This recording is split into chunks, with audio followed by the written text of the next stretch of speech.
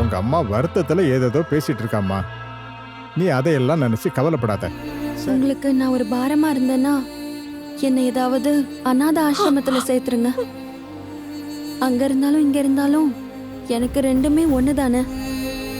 இல்ல அனு, எங்களுக்கு நீ எப்பவுமே ஒரு பாரம் கிடையாது. நானும் என் அண்ணனும் அன்னைக்கு நாள் முழுக்க அனுவுக்கு எல்லாத்தையும் ஞாபகப்படுத்த பல விதங்கள்ல எங்களால ஆன எல்லா முயற்சியும் நாங்க பண்ணிட்டு இருந்தோம். எங்க வாழ்க்கையில எங்களை விட பெரிய பங்கு எங்க விதிக்கு தானே இருந்துச்சு. அதே விதிதான் திரும்பவும் எங்களுக்கு வில்லனா வந்துச்சு. எனக்கு புரியல. அனுவுக்கு பெயின் வந்த அன்னைக்கு நான் மட்டும்தான் வீட்ல இருந்தேன். அண்ணனுக்கு தகவல் சொல்லிட்டு அவளை கூட்டிக்கிட்டு நான் ஹாஸ்பிடலுக்கு கிளம்பிட்டேன். ஏம்மா அனுபமா அட்மிட் பண்ணிருக்காங்க. சரி, எங்க இருக்காங்க? வார்ட்ல இருக்காங்க. பத்மஜா கூட தான் இருக்காங்க. ஓ டாக்டர். நீங்க இப்பதானே வரீங்க? ஆமா. அவங்களுக்கு பிரச்சனை ஒண்ணும் இல்லையே? கைனகாலஜிஸ்ட் டிபார்ட்மெண்ட் தான் அதை சொல்லி ஆகணும். ஓ. ஆனா நம்ம வேற சில விஷயம் பேசணும். அப்புறம் பெயின் வந்ததுக்கு அப்புறம் தான் அணு அட்மிட் பண்ணிருக்காங்க. தெரியும் தானே? இது பிரசவம். அது அணுவை எப்படி பாதிக்கும்னு தெரியல. ஒரு நல்ல செய்தியை தான் நீங்க எல்லாரும் கேட்கணும்னு நினைக்கிறேன். அன்னைக்கு அந்த ஆக்சிடென்ட் ஏற்பட்ட ஷாக்ல அனுப்பாம அவ கடந்த காலத்தை எல்லாத்தையும் மறந்துட்டா. இன்னைக்கு குழந்தை பிறக்க போற அந்த ஷாக்னால அது திரும்ப வரும்னு நாங்க எதிர்பார்க்கிறோம். அதுக்கு வாய்ப்பு இருக்கா டாக்டர்? நிறைய வாய்ப்பு இருக்கு. டெலிவரிங்கிறது ஒரு மறுபிறப்பு தானே. அப்படி நடக்கணும்னு தான் நாங்க எல்லாருமே ஆசைப்படுறோம். எந்த ஞாபகமும் இல்லாத அவளோட முகத்தை பார்த்து பார்த்து நாங்க வருத்தப்படாத நாளே கிடையாது. அவ தனக்குள்ள அனுபவிக்கிற அந்த வேதனையை பார்க்கும்போது எங்களால தாங்கிக்கவே முடியல. இதோட எல்லாம் முடிவுக்கு வரட்டும். குழந்தையோட பிறப்பு அவளுக்கும் ஒரு புது பிறப்பை கொடுக்கட்டும். அதுதான் எதிர்பார்ப்பு. எல்லாம் விதிப்படி நடக்கும். God bless. Thank you doctor. சரி, நான் அங்க போறேன்.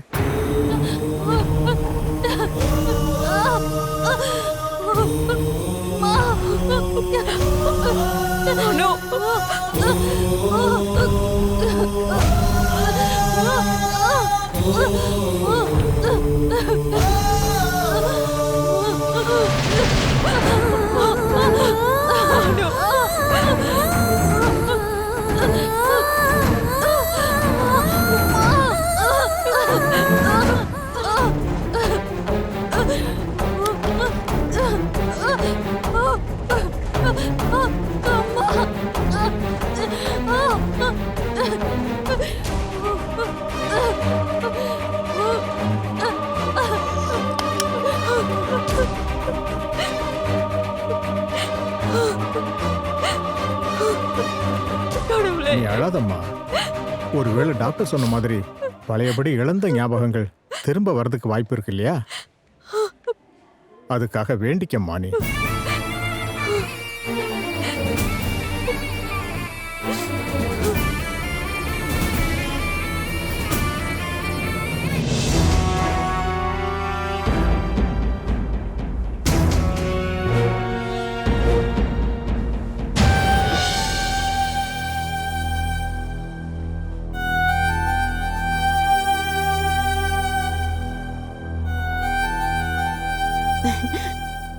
நார்மல் டெலிவரி தான். பெண் குழந்தை பிறந்திருக்கு. அனுபமாவுக்கு வேற பிரச்சனை ஒண்ணும் இல்லையா டாக்டர்? அதெல்லாம் இல்ல. ஆனா நான் உங்ககிட்ட சில விஷயம் பேசி ஆகணும். வாங்க என் ரூம்ல போய் பேசலாம். என்னாச்சு டாக்டர்? ஏதாவது பிரச்சனையா? பிரச்சனை ஒன்றும் இல்ல. ஆனா வாங்கலேன்.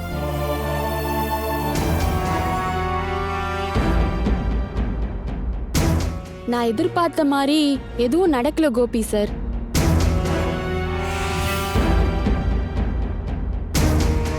ஒரு பொண்ணோட வாழ்க்கையில ரொம்ப கஷ்டமான ஒரு வலி தானே பிரசவம். அந்த போராட்டத்தை கடக்கும்போது அனுப்பமா மறந்து போன ஞாபகம் திரும்ப வரும்னு நான் எதிர்பார்த்தேன். அதுக்கு தான் நம்ம ஆசைப்பட்டோம். ஆனா எதிர்பார்க்காத ஒண்ணு நடந்துருச்சு. இதுவரை மறந்து போன எதையும் அனுப்பமாக்கு ஞாபகம் இல்லைன்றது இப்ப நடந்த பிரசவத்தை ஏத்துக்கவும் அவ மனசளவுல தயாரா இல்ல.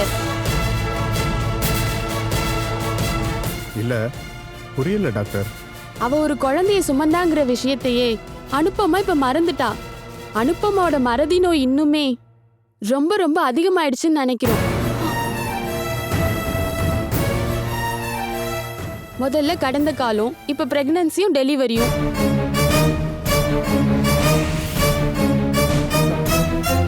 நீங்க என்ன சொல்றீங்க டாக்டர்?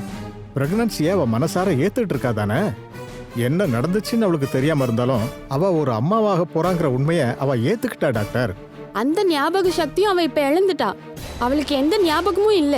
அவ பிரெக்னண்டா இருந்ததையும் குழந்தை பத்ததையும் மறந்துட்டா. சொந்த குழந்தைய கூட ஏத்துக்க முடியாத ஒரு மனநிலைமையில தான் அவ இருக்கா. நாம ஆசைப்பட்டாலும் இல்லைனாலும் பிறந்த குழந்தைக்கு அவ அம்மாவா இருக்க அவ தயாரா இல்ல. அதுக்கு என்ன டாக்டர் பண்ண முடியும்? அவளுக்கு வேணா குழந்தை தேவையில்லாம இருக்கலாம், ஆனா குழந்தைக்கு அம்மா தேவையில்லையா? குழந்தையால அம்மா இல்லாம வாழ முடியாதுல்ல டாக்டர். அதுதான் சார் இப்ப உண்மையான பிரச்சனையே. கைனகாலஜி டிபார்ட்மெண்ட்டோட நான் இப்ப பேசினேன். அவங்களுக்கு தேவை என்னோட பெர்மிஷன் தான். நான் ஓகே சொன்னா அவங்க எல்லா உண்மையும் அனுப்பம்மா கிட்ட சொல்லிடுவாங்க. அனுப்பம்மா அதை ஏத்துப்பாலோ இல்லையோ, அப்படி ஒரு அனுமதி கொடுக்க எனக்கு தைரியம் இல்லை. அது அவளோட குழந்தைங்கிறத விஷயத்த அனுப்பம்மா கிட்ட சொன்னா இப்ப அவ இருக்கிற நிலைமையில அது அவளுக்கு கெடுதல் தான் உண்டாக்கும்னு எனக்கு தோணுது. நான் தான் சொன்னேன்ல, மறதிங்கிற புதைக்குழிக்குள்ள அவன் மனசு ஆழமா போயிட்டு இருக்கு. அப்படி இருக்கிற நிலைமையில இப்படி ஒரு ரிஸ்க் எடுத்தா அதை பத்தி பேசணும் தான் நான் உங்ககிட்ட சொன்னேன். நீங்க அனுமதி கொடுத்தா நான் ஓப்பனா சொல்லிடுவேன். நான் கைனகாலஜிஸ்ட் கிட்ட சொல்றேன். ஆனா நான் ஒரு டாக்டர்ன்ற நிலைமையில கண்டிப்பா அதை நான் சஜஸ்ட் பண்ண மாட்டேன். அது வேண்டாம் தான் நான் சொல்லுவேன். வேணாம் டாக்டர், என்னோட பொண்ணுக்கு கெடுதல் நடக்கக்கூடிய எந்த ஒரு விஷயத்தையும் சொல்ல வேண்டாம். பத்மா, நாம நல்ல யோசனை பண்ணி தான் இப்போ ஒரு முடிவை சொல்லி ஆகணும். பிறந்த குழந்தையே அவ ஏத்துக்காத நிலைமையில இருக்கிறா. அதை நம்ம எப்படி அலோவ் பண்ண முடியும்? ரிஸ்க் எடுக்கலான்னு நான் சொல்றேன். அனுபமா கிட்ட ஓப்பனா சொல்லிடலாம், இது அவளோட பொண்ணுதாங்கிற உண்மையை சொல்லிடலாம். இதை தவிர வேற எந்த வழியும் இல்லை. சொல்லலாம், சொன்னாலும் அவ அதை ஏத்துப்பான்னு சொல்ல முடியாது.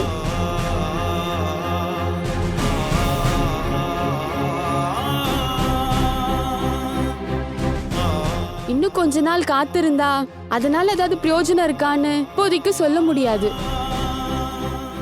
இப்போ முடிவெடுக்க வேண்டியது நீங்க தான்.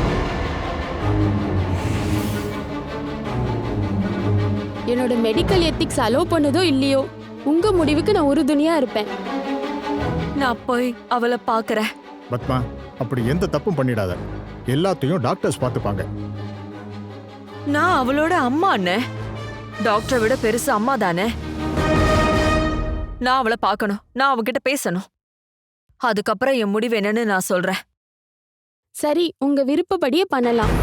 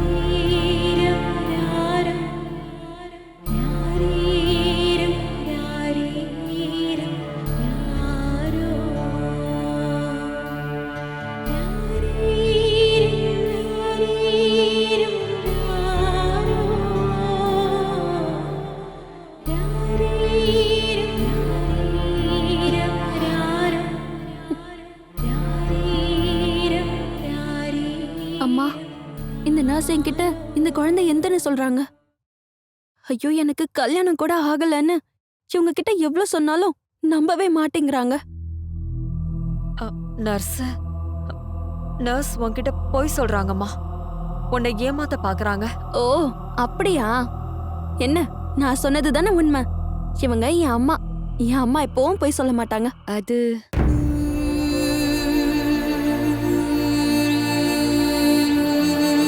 நாம இந்த ஹாஸ்பிட்டல் விட்டு போயிடலாமா? நாம வேற எங்கேயாவது போயிடலாம். போலாம். என் குழந்தை இல்லைன்னா இந்த குழந்தை யாரோடதுமா? இந்த குழந்தைக்கு ஒரு அம்மா இருப்பாங்கல்ல, அது யாரு?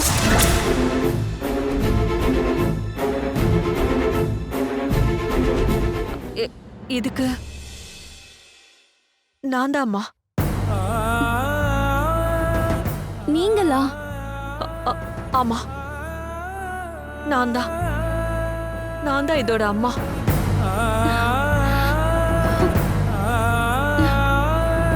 இது என்னோட குழந்தைம்மா. இவ என்னோட பொண்ணு. சரிம்மா, இவ உங்களோட பொண்ணுன்னா நானும் உங்க பொண்ணு தானம்மா. அப்படி பார்த்தா இவ என்னோட தங்கச்சி தானே? ஆமா. அப்படின்னா இவ என் தங்கச்சியா? அது சரி, அதனாலதான் ஏன் பொண்ணுன்னு சொன்னாங்களா? ஒருவேளை மலையாளி நர்ஸா இருக்கும், அதான் தமிழ் தெரியாம சொல்லிருக்காங்க. சரிம்மா, இந்த குழந்தை உங்க பொண்ணுன்றீங்க, நானும் உங்க பொண்ணு. அது ஏம்மா எங்களுக்குள்ள இவ்ளோ பெரிய ஏஜ் வித்தியாசம்? அப்படி கூட இருக்குமா? நிறைய இடத்துல இருக்குமா? ஆஹா, அப்படியா? எது எப்படி வேணா இருக்கட்டும்மா. எனக்கு ஒரு தங்கச்சி பாப்பா பிறந்துட்டால, என் செல்ல தங்கச்சி, அது போதும். நான் ஒரு வாட்டி தூக்கவா? இந்தா புடி.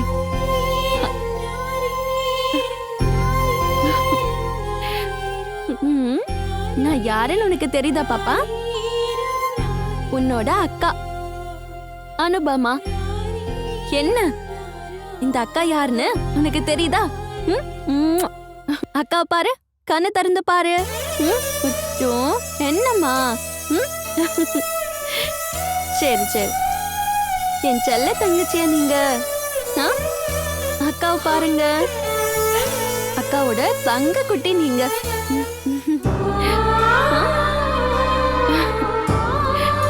என்னம்மா? என்ன வேணும்? என்னம்மா? அக்காவை பாருங்க. உனக்கு தூக்கம் வருதா செல்லம்? உன் அம்மா கிட்ட போறியா செல்லம்? உன் அம்மாவை பார்க்கணுமா உனக்கு?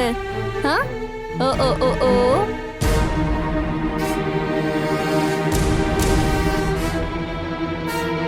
நீ எதுக்கு பத்மா அவகிட்ட அப்படி சொன்ன? அனுவோட நிலைமை உனக்கு தெரியாதா? நீ சொல்றது உண்மைன்னு அவ நம்பிட்டா நம்ம என்னமா பண்றது? அந்த நேரத்துல எனக்கு அப்படி சொல்லதானே தோணுச்சு.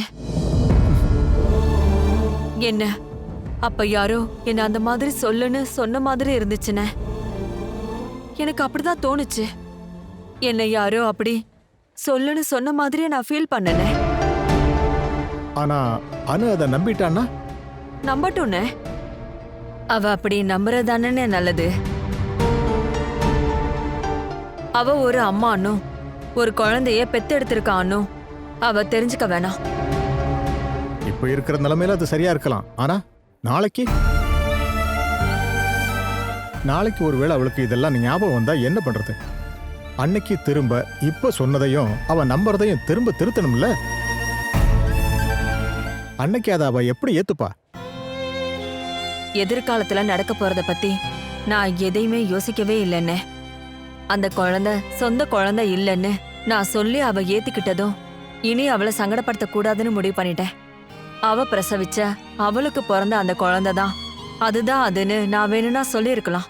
ஆனா அதை தெரிஞ்சுக்கிட்டா அவ எப்படி ரியாக்ட் பண்ணுவா? அதை நினைச்சு பார்க்கவே ரொம்ப பயமா இருக்குன்னு. இன்னொரு பெரிய பிரச்சனையை தாங்கிக்க சத்தியமா என் பொண்ணோட மனசுல தெம்பே இருக்காதுன்னு. அதனாலதானே நான் வரப்போற எதிர்காலத்தை பத்தி யோசிக்கவே இல்ல. இப்போ இந்த நிமிஷம் நம்மள கடந்து போயிட்டு இருக்கிற நொடிகளை பத்தி யோசிச்சுதான் நான் இப்படி ஒரு முடிவு எடுத்தேன். அதனால்தான் நான் சொல்லலண்ணே.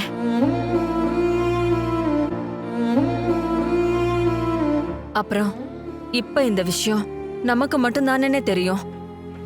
நான் பிரசவிச்ச எனக்கு பிறந்த பொண்ணுதான் இதுன்னு எல்லாரும் நம்பிட்டாங்கன்னா அதுதானே நமக்கும் நல்லது.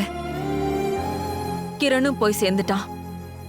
இனி நாளைக்கு அணுக்கு ஒரு புது வாழ்க்கை அமையும் போது அப்ப அந்த வாழ்க்கைக்கு தடையா இருக்க போறது இந்த குழந்தை மட்டும்தானே. அந்த குழந்தை ஏன் மகளா வளர்ந்தானா அந்த குழந்தைய எப்பவுமே அணுவுக்கு ஒரு தடையா இருக்க விட மாட்டேன். இப்ப நீ சொல்றதெல்லாம் எனக்கு புரியுதுமா. ஆனா ராமச்சந்திரன் என்னைக்காவது ஒரு நாள் அவன் திரும்ப வருவான். அதுதான் என் பயம். திரும்ப வரவே மாட்டான்னு நாம நம்பலாம். அப்படியே வந்தாலும் அது பல வருஷம் ஆகும்ல. அப்படி ஆறுதல் படுத்திக்க வேண்டிதான். இருந்தாலும் இந்த மாதிரி ஒரு முடிவு எடுக்கும்போது நம்ம எல்லா சூழ்நிலைகளையும் யோசிச்சு பார்க்கணும். நான் இனிமே எதை பத்தியுமே யோசிக்க போறது இல்லைண்ணே. நான் மட்டும் இல்ல, அனு இப்ப அவளை சொந்த தங்கச்சியாவே பார்க்க ஆரம்பிச்சிட்டா. அந்த நம்பிக்கைய இப்போ திரும்பவும் இல்லாம பண்றது என்னால முடியாது. உன்னோட இந்த பிரச்சனைய என்னால புரிஞ்சுக்க முடியுதுமா. சரி, ஒன்று பண்ணலாம். நாம டாக்டர் கிட்டையும் பேசி பார்க்கலாமே. கடைசி முடிவை சொல்ல வேண்டியது கண்டிப்பா டாக்டர் தானம்மா. டாக்டரை பார்ப்போம். அப்புறம் அவங்க சொல்ற மாதிரியே பண்ணுவோம்.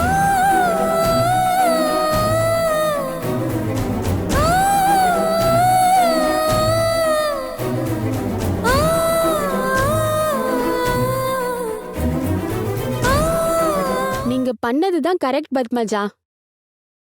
இப்போதைக்கு அது அவ குழந்தைன்னு அவளுக்கு தெரிய வேணாம். எப்பயாவது எதிர்காலத்துல அந்த உண்மையை ஏத்துக்க அவன் மனசு ஒத்துக்கிட்டா அப்ப நம்ம அந்த உண்மையை அவகிட்ட சொன்னா போதும். உண்மையை சொன்னா இந்த ஐடியாவை நான் தான் உங்களுக்கு முதல்லயே சொல்லியிருக்கணும். எனக்கு பதிலா நீங்களே அதை செஞ்சிட்டீங்க. எனக்கு என்னோட பொண்ணோட வாழ்க்கை தான் டாக்டர் ரொம்ப முக்கியம். அவளுக்கு கெடுதல் வரக்கூடிய எதையுமே பண்ண நான் தயாரா இல்ல. அவளுக்காக இது மட்டும் இல்ல, இன்னும் என்ன வேணாலும் நான் தாங்கிக்க தயாரா இருக்கேன்.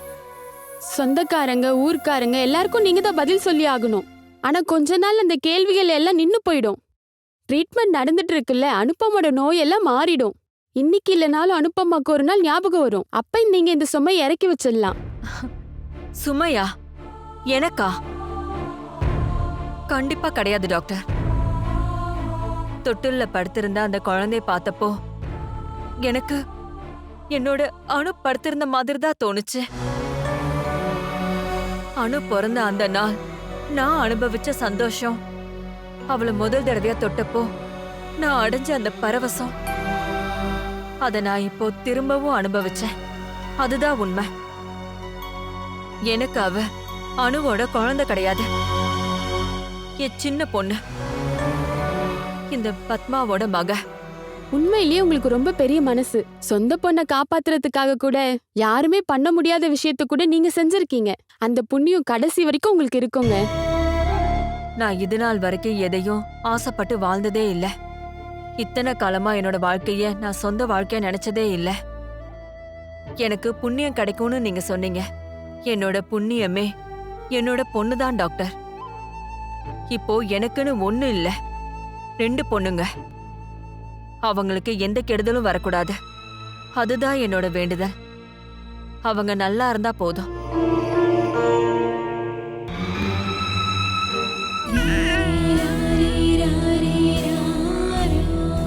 இவ பார்க்க அம்மா மாதிரியே இருக்கா மாமா. இவ கேரக்டரும் கிட்டத்தட்ட அப்படிதான் இருக்கும்னு நினைக்கிறேன்.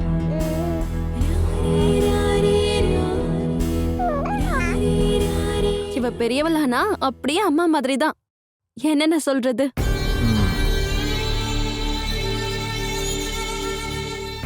என் அம்மா ரொம்ப அப்பாவி இல்ல மாமா. இப்போ இந்த குழந்தைய வர வளர்த்து ஆளாக்கணும்ல. ஒரு குழந்தைய பாத்துக்கிறது எவ்வளவு கஷ்டம்னு தெரியுமா? அன்னைக்கு நான் ஒரு படம் பார்த்தேன் டிவியில. பேரு ஞாபகம் இல்ல. அதுல அந்த படத்துல குழந்தைய பார்த்துக்க அந்த அம்மா அவ்வளோ கஷ்டப்படுவாங்க. ஆனா உங்க அம்மாக்கு ஹெல்ப் பண்ணத்தான் நீ இருக்கிறியம்மா. ஆ அதுவும் கரெக்ட் தான். நான் தான் இருக்கேன்ல, அதனால அம்மாக்கு எந்த பிரச்சனையும் இல்லை. என் தங்கச்சிய நானே பார்த்துப்பேன். ஓ ஓ அம்மா, அம்மா எங்க போனாங்க? டாக்டரை பார்க்க போயிருக்கா. ஆ அப்படியா, கொஞ்சம் சீக்கிரம் வர சொல்லுங்க. ஆ, அப்புறம் நான் ஒரு ரகசியம் சொல்லவா? இந்த ஹாஸ்பிட்டல் சரியில்லை மாமா. அம்மா சொல்லிருப்பாங்கல்ல, இவள என் குழந்தைன்னு சொல்லி பெரிய பிரச்சனையே பண்ணிட்டாங்க. ம் சொன்னாம்மா. எப்படி அவ்வளோ ஈஸியா சொல்லிட்டாங்கன்னு பாத்தீங்களா? அப்படி சொல்லலாமா மாமா?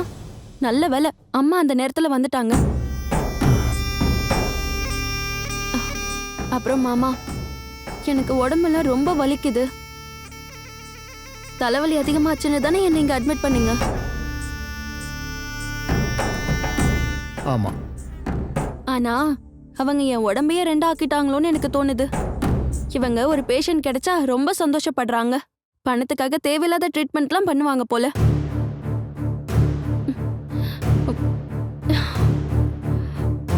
உனக்கு வலிக்குதுன்னா நீ படுத்துக்கம்மா. எவ்வளோ நேரம் மாமா நான் படுத்தே இருக்கிறது? குழந்தை அது பாட்டுக்கு படுத்திருக்கும், அது சின்ன குழந்தை. ஆனா நான் அப்படியா? நான் பெரிய பொண்ணு இல்ல. அது மட்டும் இல்ல, இவளுக்கு எக்ஸாம்பிளா இருக்க வேண்டியதே நான் தானே. அது பரவாயில்லம்மா. இப்போ உனக்கு பெயினா இருக்குதுல்ல? பெயின் இருக்கதான் செய்யுது, இருந்தாலும் பரவாயில்ல. நான் இந்த பாப்பாவை பார்த்துக்கிட்டே இருக்க போறேன். நீங்க போறதா இருந்தா அம்மாவை கொஞ்சம் இங்க வர சொல்லுங்க. குழந்தை திடீர்னு அழும். சொல்றீங்களா? ம் சொல்றேம்மா. செல்லம், என்னடா, என்ன வேணும்? சிச்சோ, என்னம்மா? இங்க பாருங்க. ஆ? தூங்குங்க. தூங்கு தூங்கு தூங்கு, தூங்குடாமா.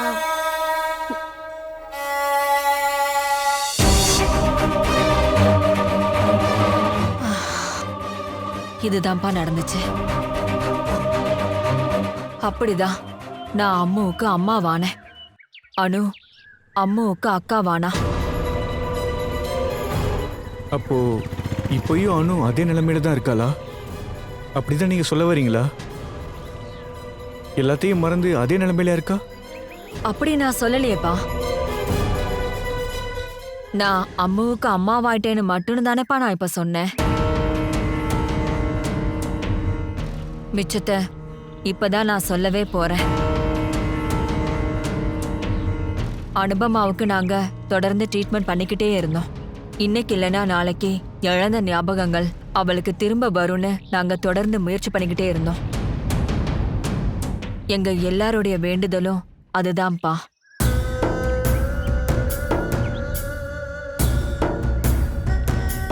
ஆனா அந்த நாள் திடீர்னு வந்துச்சு. நாங்க யாருமே எதிர்பார்க்காத ஒரு நாள் அது. அனுபமாவை கூட்டிக்கிட்டு அண்ணன் ஹாஸ்பிட்டலுக்கு போன ஒரு நாள் அது. அம்மாவும் கூட தான் இருந்தா. அனுபமாவுக்கு அந்த டைம்ல அடிக்கடி வர தலைவலிக்காக ட்ரீட்மெண்ட் எடுக்க ரெகுலரா அவ அப்போ ஹாஸ்பிட்டலுக்கு போயிட்டு இருந்தா. அப்படி ஒரு நாள் போனப்போ ஒரு விஷயம் நடந்துச்சு.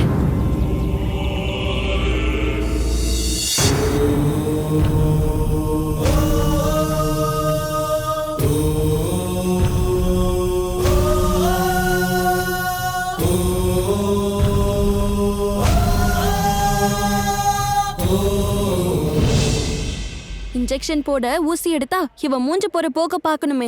ஆ மழை டைம்ல வானம் இருண்டு போயிருக்கோம்ல, இவன் முகம் அப்படி ஆயிடுச்சு. சச்சா நானும் ஒன்றும் பயப்படல.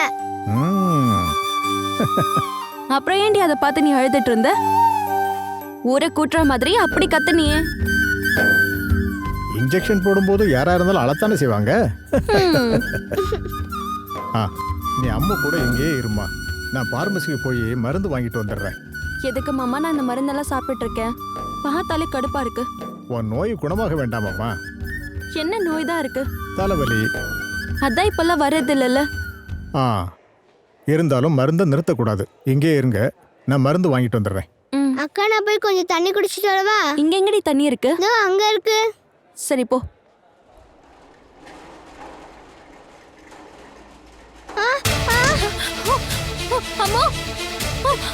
அம்மா அம்மா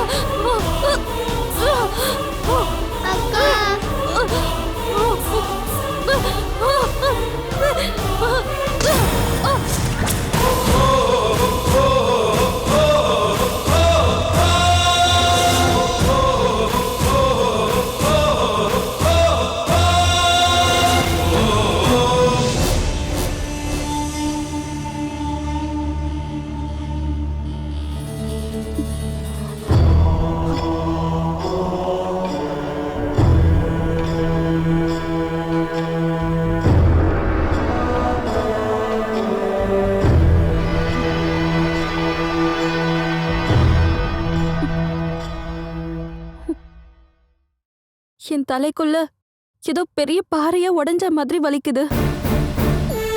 அப்படியே எனக்கு தலையெல்லாம் சுத்திருச்சு. தலை சுத்தி விழுந்தது மட்டும்தான் எனக்கு ஞாபகம் இருக்கு. அது மட்டும் இல்ல, இப்ப எனக்கு பல விஷயம் ஞாபகம் வந்துருச்சு. ஊர்ல நம்மளோட வீடு, மாமா, அத்தை. மாமா எங்க? பானுமதி அத்தை எப்போவாவது ஒழுங்கா டீ போடுறாங்களா? மாமா எப்பவுமே அதுதானே குறைய சொல்லுவாரு. உனக்கு உனக்கு இப்போ அதெல்லாம் ஞாபகம் வந்துருச்சா அனு? ஆமா, எல்லாம் ஞாபகம் வருதான்னு கேட்டீங்கன்னா ஓரளவு பரவாயில்ல. எனக்கு இன்ஜினியரிங் படிக்க அட்மிஷன் கிடைச்சது. அதனால தானே நம்ம இந்த ஊருக்கு வந்தோம். அதுக்கப்புறம் நான் காலேஜ்ல ஜாயின் பண்ணேன்.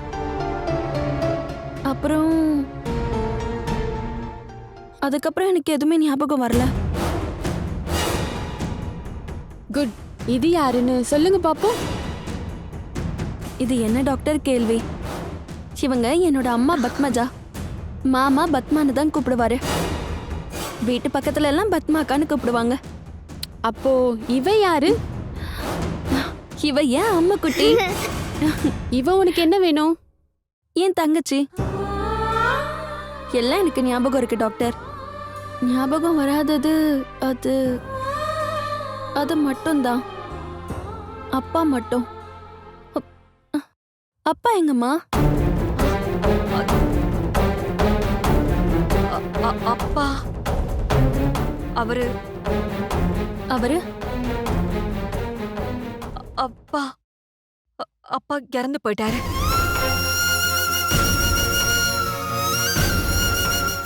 ஒரு ஆக்சிடென்ட்ல. ஆனா அது ஏன் எனக்கு ஞாபகம் வர மாட்டேங்குது? அப்பாவோட முகம் அது என் மனசுலயே இருக்கு. ராமச்சந்திரன் பேரும் ஞாபகம் இருக்கு. ஆனா அவர் இறந்தது அப்பாக்கு எப்பமா ஆக்சிடென்ட் ஆச்சு? அது அது அம்மு பிறந்த கொஞ்ச நாள்ல. அப்போ எனக்கு அம்மா மட்டும்தான் இருக்காங்களா? அம்மா இருக்காங்க, தங்கச்சியும் இருக்கா. சிஸ்டர், அனுப்பமா ரூமுக்கு ஷிஃப்ட் பண்ணுங்க. பத்மஜா வாங்க.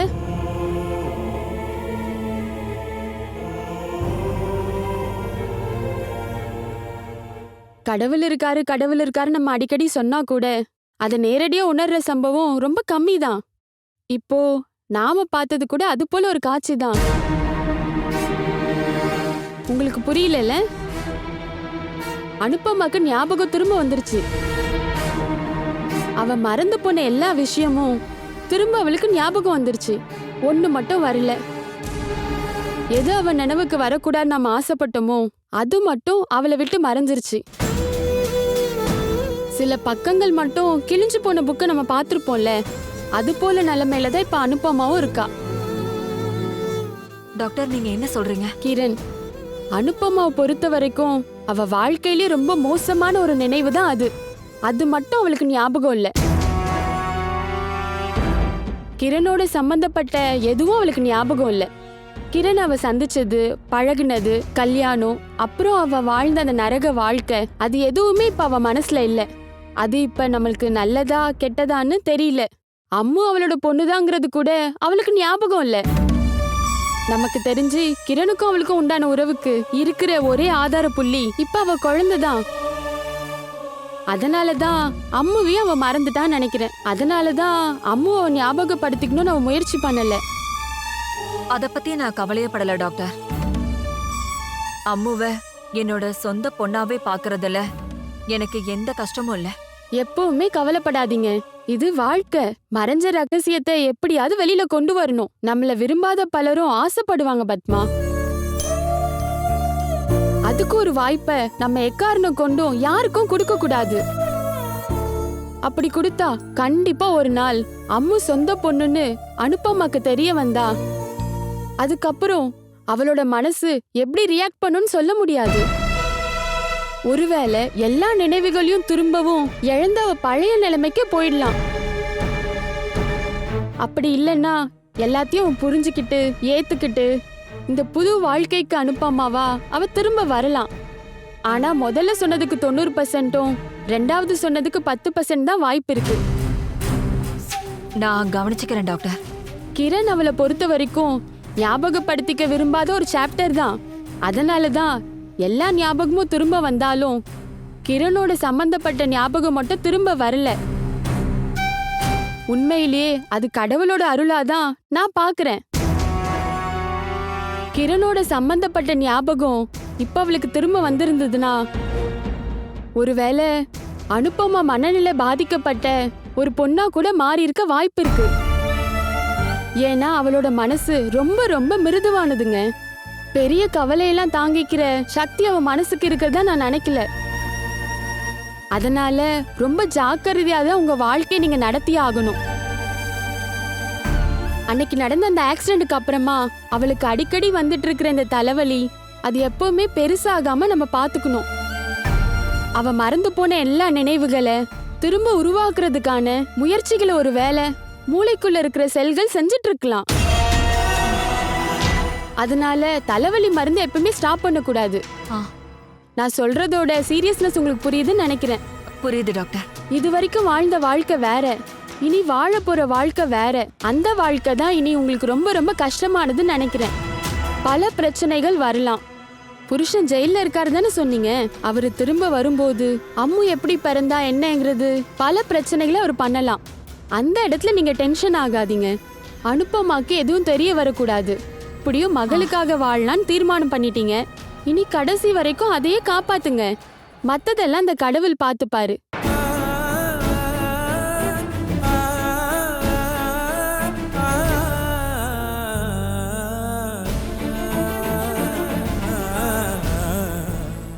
வேண்டாம், ரிஸ்க் எடுக்க வேண்டாம். அவளுக்கு இப்ப என்னையும் தெரியும், உன்னையும் தெரியும், அம்முவையும் தெரியுது, பானுமதியவும் தெரியுது. தேவையானதை மட்டும்தான் கடவுள் அவளுக்கு ஞாபகப்படுத்தியிருக்காரு. தேவையில்லாத எதையும் நல்ல வேளையா கடவுள் அவளுக்கு ஞாபகப்படுத்தல. அதனால நாமளா எதையும் அவளுக்கு ஞாபகப்படுத்த வேண்டாம். இதெல்லாம் எங்க போய் முடியும்னு சத்தியமா எனக்கு தெரியலண்ணே. முதல்ல நானும் சில விஷயங்கள்ல பயந்தேம்மா. ஆனா அங்க வந்து அவகிட்ட பேசின உடனே எல்லாமே மாறி போச்சு. கிரண், ராமச்சந்திரன் இவனுங்க 2 பேரும் தான் உங்க 2 பேரோட வாழ்க்கையும் கெடுத்தது. இதுல ராமச்சந்திரன் சாகலனாலும் அனுபமாவை பொறுத்த வரைக்கும் அவன் இறந்துட்டான்.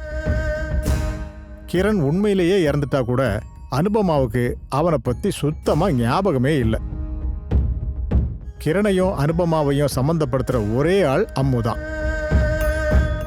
ஆனா அம்மு இப்போ அவளை பொறுத்த வரைக்கும் சொந்த தங்கச்சி. நாம இப்ப எல்லா விதத்திலும் சேஃபா இருக்கோம்மா. நீ எதை பத்தியும் கவலைப்படாத. கடவுள் என் கண்ணீரை பார்த்து மனசு இறங்கிட்டாருனே. அதனாலதான் எனக்கு அவரு கருணை காட்டியிருக்காரு. ஆமா, இது கருணையே தான், கடவுளோட பெருங்கருணை. இல்லைன்னா இப்படியெல்லாம் நடக்கும்னு நான் கனவுல கூட நினைச்சே பார்க்கலம்மா. இனிமே நீங்க அந்த வீட்டில் இருக்க வேண்டாம். கிளம்பி நேரா ஊருக்கு வந்துருங்க. இனி என்ன பண்றது என்னன்னு ஊர்ல வச்சு யோசிக்கலாம். அண்ணே, அது அண்ணி அவ இருக்கிறா, அவளுக்கு எதுவும் தெரியக்கூடாது. யாருக்கும் எதுவும் தெரிய வேண்டாம். அம்மாவை பத்தி நான் அவகிட்ட ஏற்கனவே சொல்லியிருக்கிறேன். ராமச்சந்திரன் கடைசி காலத்துல உனக்கு துரோகம் பண்ணிட்டான் அப்படின்னு தான் அவ இப்ப நினைச்சிட்டு இருக்கா. அது அப்படியே இருக்கட்டும்மா. நமக்கு இப்ப முக்கியம் அனு எதையும் தெரிஞ்சுக்க கூடாதுங்கிறது தான். அதுக்கு என்னெல்லாம் செய்யணுமோ எல்லாத்தையும் செய்வோம். மத்தது எல்லாம் வரும்போது பார்த்துக்கலாம். அனு கேட்டான்னா நாம அவ ட்ரீட்மெண்ட்டுக்காகத்தான் அங்க இருந்தோன்னு மட்டும் சொன்னா போதும். ட்ரீட்மெண்ட் முடிஞ்சிருச்சு, அதனால கிளம்புறோம்னு சொல்லு. அப்புறம் அவளும் நம்ம ஊரை வீட்டை எல்லாம் பார்க்கணும்னு ஆசைப்படுவாள்ல, அதையும் நாம காரணமா சொல்லலாம். நீ தைரியமா இருமா, சந்தோஷமா இரு, எல்லாமே சரியாகும்மா. நான் கிளம்பி அங்க வர்றேன்.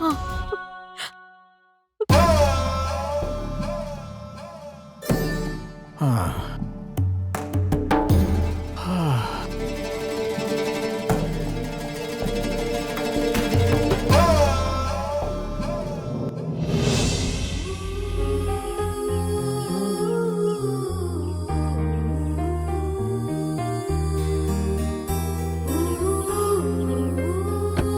வா.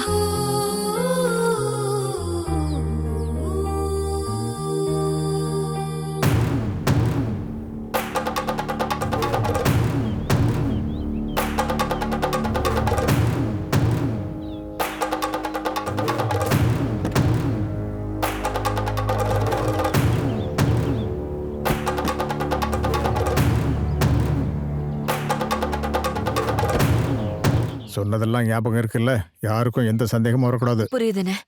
என் சைடுல இருந்து எந்த தப்புமே நடக்காதுண்ணே. சரிம்மா, என் படிப்பு எதனாலம்மா தடைப்பட்டுச்சு? இங்க கார்ல வரும்போது நான் அதை தான் யோசிச்சுக்கிட்டே வந்தேன். என்ன யோசிச்சாலும் எனக்கு ஞாபகமே வர மாட்டேங்குது. அது வந்து அனு, நான் தான் சொன்னேன்ல, உனக்கு ஒரு பயங்கர தலைவலி வந்துச்சுமா. அந்த ட்ரீட்மெண்ட்டுக்காக தான் கொஞ்ச நாளைக்கு நம்ம வெளியூர்ல இருந்தோம். அதனால உன் படிப்பு ஸ்பாயில் ஓ, ஆயிடுச்சு. அப்போ வேணும்னா இதுக்கப்புறமா படிக்கலாம்ல? படிமா. நீ இங்கே ஏதாவது ஒரு கோர்ஸ்ல ஜாயின் பண்ணிக்கோ. ம், அதையெல்லாம் நாம அப்புறமா பாத்துக்கலாமா? ம். என்னாச்சு? ஏன் எல்லாரும் இங்கே நிக்கிறீங்க? இவதான் அம்முவா?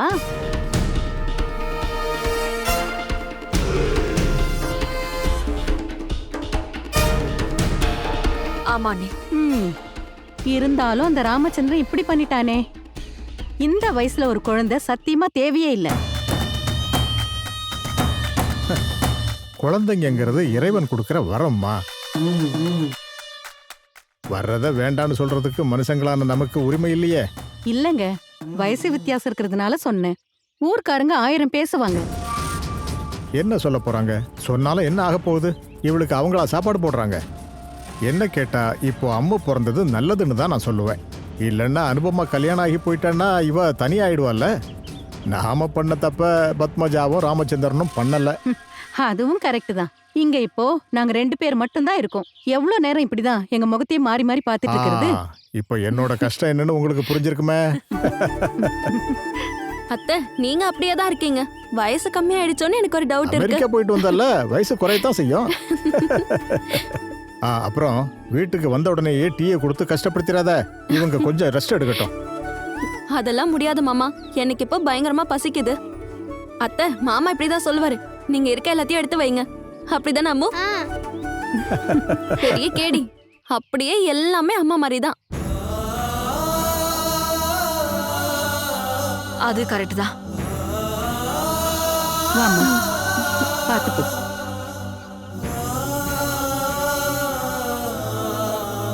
பத்மா, இது இப்படியே போட்டுமா? நாம என்ன திருட்டுத்தனம் பண்ணாலும் அதை அப்படியே மோப்பம் பிடிச்சு கண்டுபிடிச்சிருவோம் அந்த பானுமதி. இப்போ அவளுக்கு கூட சந்தேகம் வரல அப்படின்னா என்ன அர்த்தம்? நாம சொல்ற பொய்யே எல்லாரும் நம்புவாங்கன்னு அர்த்தம். ஆனா அதெல்லாம் அவர் ஜெயில இருந்து வர வரைக்கும் தானே. அந்த ஆள் எப்போ வரப்போறான்? என்னைக்கோ வரப்போற அவனை நினைச்சு நாம இப்போ வாழக்கூடிய இந்த சந்தோஷமான வாழ்க்கையை எதுக்கு கெடுத்துக்கணும் சொல்லு? நீ தைரியமா இருமா, வாழ்க்கையை நல்லா என்ஜாய் பண்ணு. அனுவுக்கும் இப்ப என்ஜாய்மெண்ட் தான் தேவை. வா.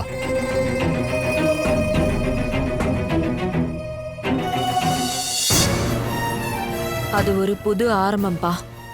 அனுபமா அந்த புது சூழ்நிலைகளோட ரொம்ப சீக்கிரமாவே பொருந்தி போயிட்டா. நானும் எல்லாத்தையுமே ஏத்துக்கிட்டேன்ப்பா. நாங்க இழந்த சந்தோஷங்கள் எல்லாம் திரும்ப ஒவ்வொன்னா எங்களோட வாழ்க்கையில கிடைக்க ஆரம்பிச்சது. அப்பவும் சில பிரச்சனைகள் மனசுக்குள்ள இருந்துச்சு.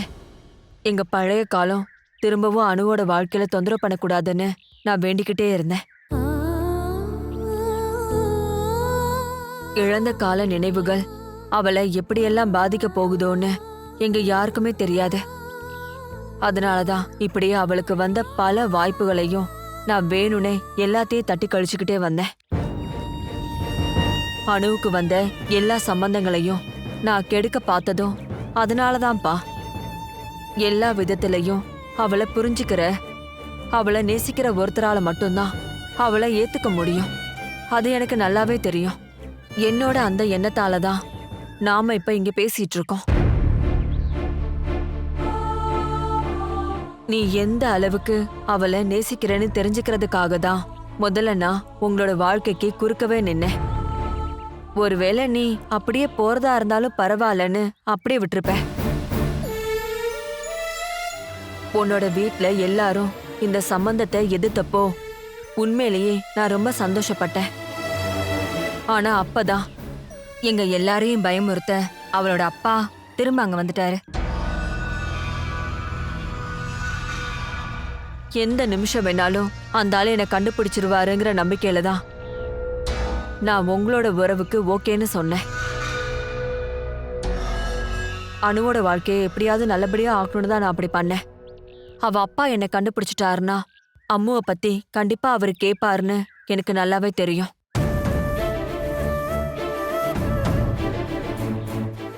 அப்படி ஒரு நிலைமை வந்துச்சுன்னா அணு என்ன கண்டிப்பா சந்தேகப்படுவான்னு எனக்கு தெரியும். நான் ஓடி ஓடி சோர்ந்து போயிட்டேன்பா. இந்த பிரச்சனையில இருந்து நான் என்னோட பொண்ணையாவது காப்பாத்தணும்னு தான்ப்பா நானே முயற்சி பண்ணேன். இதுதான் மனோ எங்களோட கதை. நான் எந்த தப்புமே பண்ணல. அதனாலதான் மனோ என் மனசுல எந்த குற்ற உணர்ச்சியும் இல்ல. என் கேரக்டரையே சந்தேகப்பட்டு என்னையவே அவ பல தடவை கேள்வி கேட்டப்போ நான் ஒரு சின்ன புன்னகையோட நான் எல்லாத்தையுமே தாங்கிக்கிட்டு கடந்து போயிடுவேன். இனி எல்லா முடிவுகளையும் எடுக்க வேண்டியது நீதான். நீ என்ன வேணாலும் முடிவு பண்ணிக்கோ.